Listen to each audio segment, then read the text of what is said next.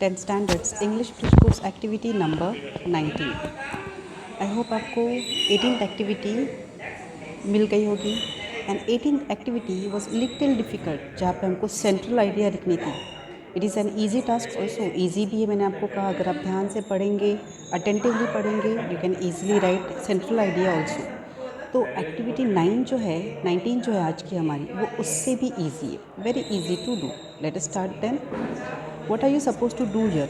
या फिर आज हमको यहाँ जो करना है वो क्या करना है, उसमें आपके पेरेंट्स, आपके टीचर्स आपको क्या मदद करने वाले। देखो, आपको एज़ यूजुअल पैराग्राफ दिया जाएगा, you have to read it carefully and then you have to solve the given task referring the given test. यानी जैसे हम कॉम्प्रीहेंशन करते हैं, पैराग्राफ पढ़ते हैं और फिर उसके नीचे दिए गए सवाल जवाब ढूंढते हैं, जैसे ट्रू और फॉल्स है, फिल इन द ब्लैंक्स है, answer the questions, grammatical part. Likewise आपको ये क्या करना है, ध्यान से पैराग्राफ पढ़ने के बाद दिए गए चंद सवालों के जवाब लिखने हैं। And today we are going to do very small answers, like जो 1 वर्ड है, 2 वर्ड्स है, not bigger answers. So let us continue. What are you going to do? आपको क्या करना है? देखो यहाँ पर you will read the given passage carefully. आप दिया गया पैराग्राफ ध्यान से पढ़ेंगे। फिर आपका टास्क 1 रहेगा match the contents of group A and B. आपको ए एंड ग्रुप की मैच करनी है, मैचिंग करनी है, यानी आपके सामने जवाब होंगे, सिर्फ वो मिक्सड अप है, हमको उसको क्या करना है, सॉर्ट आउट करने, उसको मैच करना है। एंड सेकेंड टास्क आपका है state whether the given statements are true और फॉल्स, सच है या झूठ, ये आपको लिखना है। So in both the cases आपको क्या करना है, पैराग्राफ सही से पढ़ना है, जो आपकी सबसे पहली स्टेप है। एक बार आपका पैराग्राफ रीडिंग, केयरफुल रीडिंग हुआ, फिर आप आसानी से टास्क 1 एंड टास्क 2 सॉल्व कर सकते। So let us continue now. The first step that we are told to do is read the paragraph carefully. So let us start. Hi Lucia, how are you? It was so nice to meet you last week in Sydney at the sales meeting. How was the rest of your trip? Did you see any kangaroos? I hope you got home to Mexico City. Okay? So here हमको ये समझ में आ रहा है जैसे कि यहाँ पे किसी का नाम लिखा है लेफ़्ट में और उसको पूछा जा रहा है। So this is a kind of letter, ये लेटर राइटिंग है।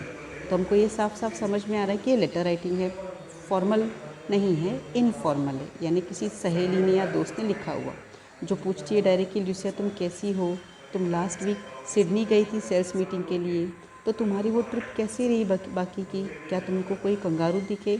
एंड आई होप अभी तक तुम अपने घर पे यानी मेक्सिको सिटी पहुंच चुकी होंगी।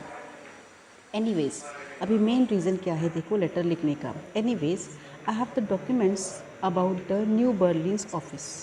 We are going to be open in 3 months. I moved here from London just last week. They are very nice offices and the location is perfect. There are lots of restaurants, cafes and banks in the area. There is also public transport. We are next to U-Bahn, that is the name for the metro here. Maybe you can come and see them one day. I would love to show you Berlin, especially in winter. You said you have never been seen snow. You will see lots here. तो यहाँ पर जो भी खत लिखने वाला दोस्त है, सहेली है लूसिया की, वो लूसिया को पूछती कि उसकी ट्रिप कैसी थी पहले वाली, और अभी उसको ऑफ़र कर रही कि जैसे वो भी क्या कर रही है, बर्लिन के ऑफिस में शिफ्ट हुई है, तो वहाँ पर बहुत सारी जगह है घूमने की जैसी। सो यह इस तरीके से वो फ्रेंड लूसिया को बता रही कि उनके यहाँ पे देखने के जैसे बहुत अच्छी जगह, so that place is worth tourism. Further वो ऑल्सो कहती है उसके साथ that here is a photo of you and me at the restaurant in Sydney that's a very funny night. Remember the singing Englishman? Crazy. Please send me any other photos you have of that good night, good memories. Please give me your email address. I will send you the documents. Bye for now, Michael. तो यहाँ पे जो दोस्त है वो उसको ये भी याद दिलाता है कि हम जब सिडनी में मिले थे कैसे वो फ़ोटोज़ निकाले थे, वहाँ पे कितना एक फ़न हुआ था, वो वहाँ पे कोई एक ऐसा इंसान भी मिला था सिंगिंग इंग्लिशमैन जो क्रेज़ी था। सो लाइक वाइज वो उसको याद दिलाता है कि कैसे हमने वो वक्त साथ में अच्छा बिताया था। नाउ जस्ट एक ईमेल आईडी तुम्हारा जो है वो भेज दो ताकि मैं तुमको डॉक्यूमेंट्स भेज सकूँ जो बर्लिन के ऑफिस से रिलेटेड है। सो मुझे ईमेल सेंड अभी बाय, और फिर इंशाल्लाह इसमें बाद में ऑनलाइन हम मिलेंगे। इस तरीके से माइकल लेटर एंड करता है। नाउ नेक्स्ट इसके ऊपर सवाल क्या है देखो सही से। आई होप आपने पैराग्राफ पढ़ा होगा। Berlin, London, Mexico city and Sydney, यानी ये चारों प्लेसेस के नाम हैं।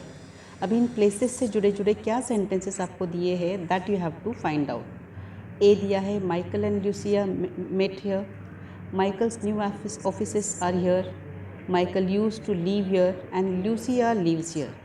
Now find out the answers, think for 10 seconds and answer.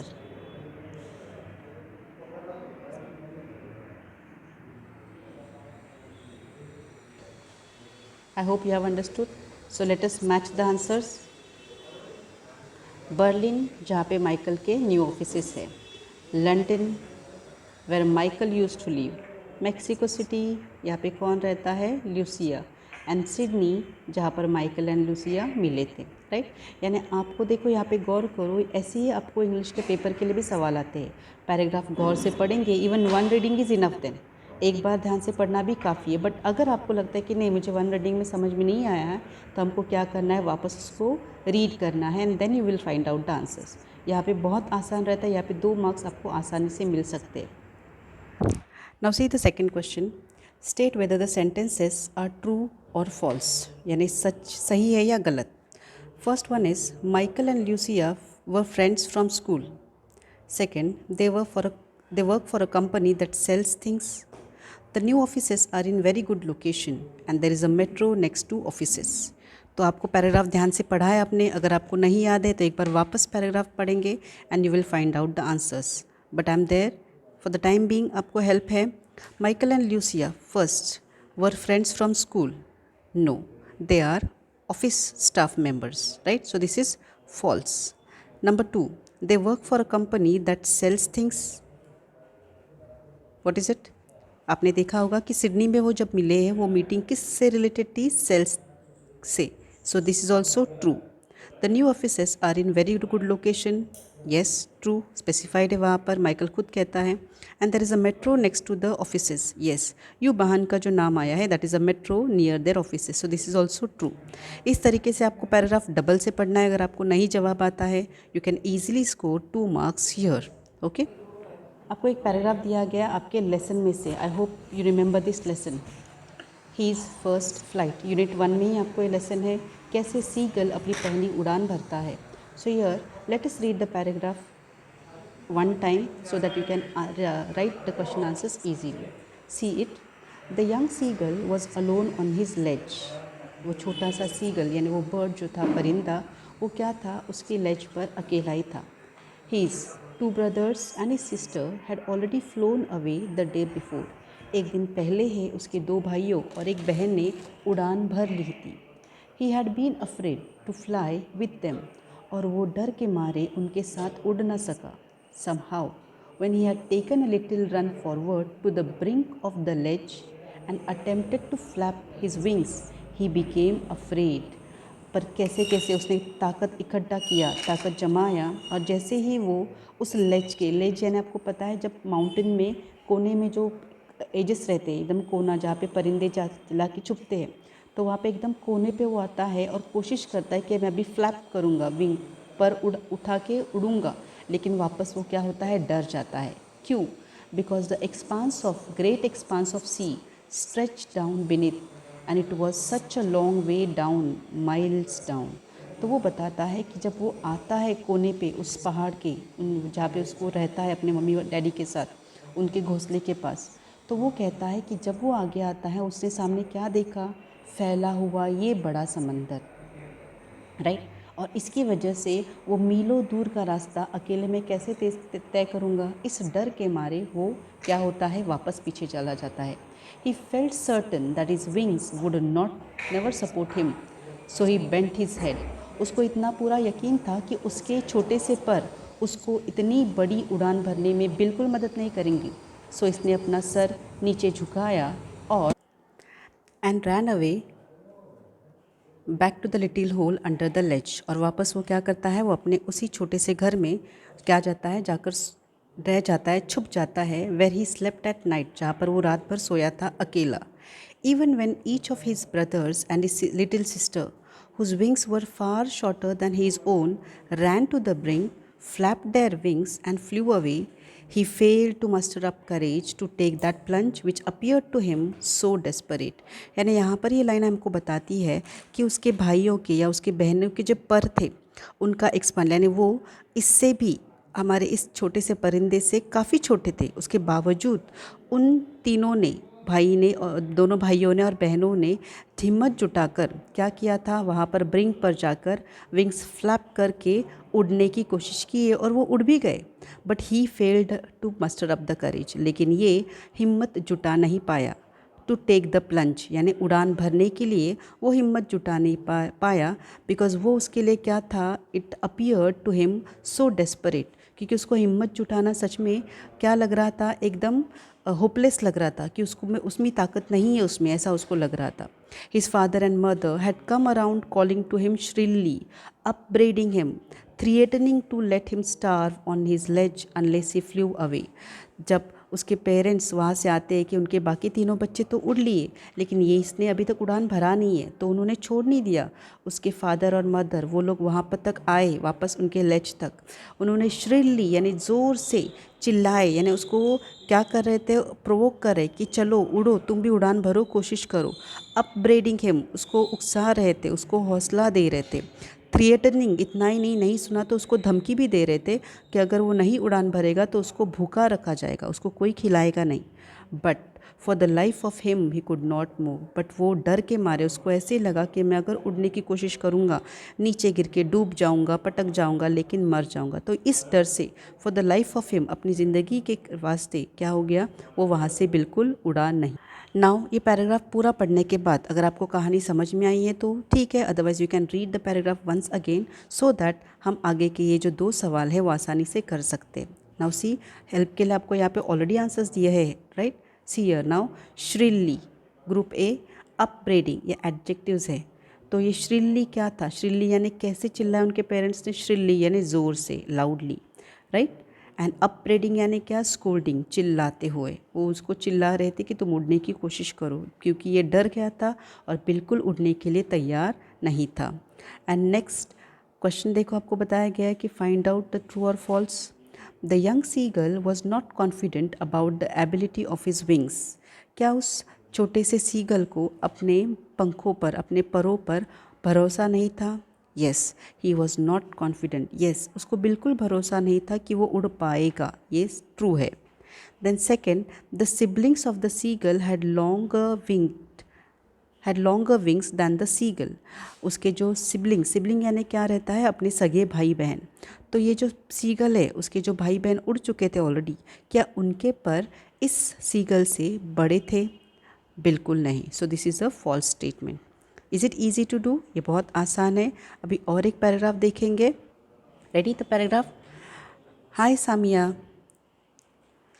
Quick email to say that sounds like a great idea. Quick email to say that sounds like a great idea, यानी एक अच्छी idea है कि quick mail कर रहे हैं. Saturday is better for me because I am meeting my parents on Sunday. So if that's still good for you, why don't you come here? Then you can see the new flat and all the work we have done on the kitchen since we moved in. We can eat at home and then go for a walk in the afternoon. It's going to be so good to catch up finally. I want to hear all about your new job. Now ये letter भी सामिया नाम की friend को एक दूसरे friend ने लिखा है जिसका नाम है एक्चुअली ग्रेगर. वो आपको आगे दिखेगा नहीं शायद. सो हियर ग्रेगर ने लेटर लिखा है सामिया को दैट सामिया ने कोई जॉब शायद चुना है, कहीं और वो रहती है. So she is going to come and meet Gregor. तो ही इज़ सेइंग कि सैटरडे तुम अगर मिलोगे तो अच्छा होगा because on Sunday he is going to meet his parents. So इस तरीके से बोलता है ठीक है तुम आ जाओ. और फिर वो उसको बताता भी है कि यहाँ पे न्यू फ्लैट में क्या क्या चेंजेस हुए, वो सब उसको बताना चाहता है, वो मिलना चाहता है उससे, एट्सेट्रा. एंड देन वो उसको आगे अपना एड्रेस भी बताता है. See our address is 52 Charles road, but it's a bit difficult to find because the house numbers are really stranger. If you turn left at the post office and keep going past the big white house on the Charles Road, there is a small side street behind it with the houses 50, 60 in. Don't ask me if why the side street does not have a different name, but call me if you get lost and I'll come and get you. Let me know if there is anything you do और don't like to eat, really looking forward to seeing you, see you soon. इस तरीके से Gregor letter में लगता है कि यहाँ पे जो उनका घर है वो कैसा है, एकदम अलग जगह पे है, जहाँ पे हर घरों को शायद सेम नाम है, वहाँ पे जो नंबरिंग दिया है वो कुछ अजीब सिस्टम है। तो वो कहता है कि शायद तुमको डिफ़िकल्टी हो सकती है, तुम ऐसे ऐसे टर्न लेके आओ, जैसे पोस्ट ऑफिस के यहाँ से कैसे आना है, चार्ल्स रोड पे कैसे आना है, वो तो बता रहा है। लेकिन ये भी कह रहा है कि अगर इन केस तुमको लगता है कि तुम खो गई हो, if you are lost, then what you do, तुम मुझे फ़ोन करो, मैं आके तुमको पिकअप करता हूँ। और ये भी बताओ कि तुम क्या खाना पसंद करोगी या क्या नहीं खाना पसंद करोगी। रियली लुकिंग फॉरवर्ड, तुमसे मिलने के लिए सच में क्या है, I am very excited, so जल्दी आ जाओ, we will meet each other. Paragraph एक बार वापस आप पढ़ेंगे, ये जो शॉर्ट लेटर दिया है, and then what we have to do is we have to match. अभी यहाँ पर ज़रा क्वेश्चंस एकदम टच करके दिए हैं, सी हियर, जैसे कि ये ए साइड है, यहाँ पे B, but they are mixed up kind of. So see first A side में चार जो 6 वर्ड्स है वो है, that sounds like, there is anything you do और don't, keep going past the dash, house numbers are really dash, call me if you, looking forward to. तो यहाँ पर हमको दिख रहा है कि आपका जो सेंटेंस है वो इनकम्प्लीट है। तो हमको यहाँ पे मैच करना है, यानी क्या करना है, हमको यहाँ पे मैच करना है, यानी कंप्लीट करना है उस सेंटेंस को, सेंटेंसेस कंप्लीट करने हैं, right. So very easy this is. Now अगर पैराग्राफ वापस पढ़ेंगे तो आपको समझ में आएगा। We will do it again. See, that sounds like a, yes, good idea, correct. There is anything you do और डोंट ईट, तुम क्या खाना पसंद करती हो और क्या खाना नहीं पसंद करती हो। Keep going past the big white house, house numbers are really strange, call me if you get lost, and looking forward to seeing you. ज़रा ऊपर नीचे देखो जम्बल्ड है, लेकिन आपको इस तरीके से मैच करके सामने सामने लिखना है। देन नेक्स्ट क्वेश्चन है आपका, देखो, ट्रू और फॉल्स। ट्रू और फॉल्स आपको करना है, very easy. Samia and Gregor are going to meet on Saturday, Saturday, yes, true. Gregor is going to make lunch, yes, true, because वो पूछता है कि तुम क्या खाओगी क्या नहीं खाओगी। They haven't seen each other for a long time, true. And Sania's life hasn't change since they last met, no, it is false, क्योंकि ग्रेगर कहता है कि यहाँ पर बहुत कुछ भी चेंजेस हुए, तुम जब लास्ट टाइम हम मिले थे, इसके लिए क्या हो गया है, यहाँ पर पूरी तरह से चेंजेस हुए हैं। सो नाउ आपको जो अभी 3 पैराग्राफ दिए गए हम वही पढ़ेंगे, उसी में से कोई भी एक आप आपके नोटबुक में लिखो। आई होप आपको ये समझ में आया होगा। एंड सेकंड थिंग, अगर आपको लगता है कि इसमें कोई डिफ़िकल्ट वर्ड्स आपको मिले हैं तो उसकी मीनिंग भी लिखो, बिकॉज जितना आपको मीनिंग पता रहेगा डिफ़िकल्ट वर्ड्स का, उतना ही क्या होता है, आपका रीडिंग आसान होता है। So here how to understand a new concept through reading. Reading में से हम उसकी मैच द पेयर्स, यानी थोड़ा सा ब्रेन, बोलते हैं ना, ब्रेन थोड़ा आपका स्ट्रॉन्ग करते हैं, थोड़ा सा आपको सोचने में मजबूर करते हैं। पैराग्राफ सिर्फ पढ़ते नहीं जाने का है, उसके ऊपर जो सवाल जवाब दिए हैं वो भी आपको क्या करने हैं, थोड़े से पढ़कर लिखने हैं। Okay, that's it for the day, see you in the next video, have a good day.